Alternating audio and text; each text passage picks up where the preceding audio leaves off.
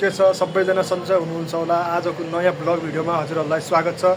आज चाहिँ मेरो 11औं ब्लग भिडियो है साथीहरू, 11औं ब्लग भिडियो। आजको भिडियोमा राम्रो रिस्पोन्स आएन, राम्रो भ्युज आएन होइन।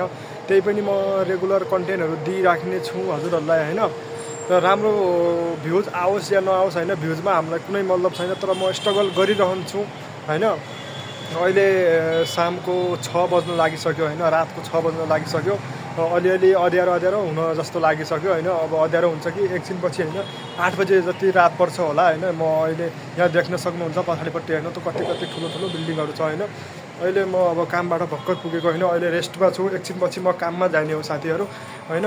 हजुरहरूलाई यो भिडियो राम्रो लागि चाहिँ एउटा लाइक र एउटा कमेन्ट जरुर गर्नु होला होइन।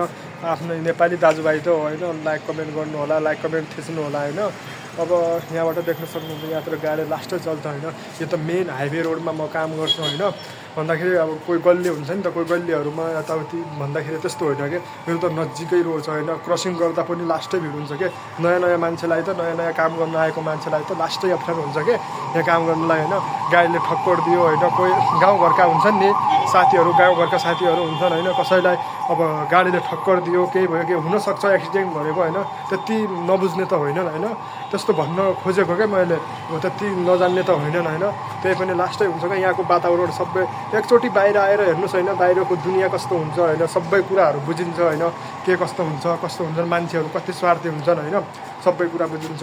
अहिलेलाई यो ब्लग यति नै भयो होइन। यो ब्लगलाई सपोर्ट गर्नु होला। हस्, थ्याङ्क यू।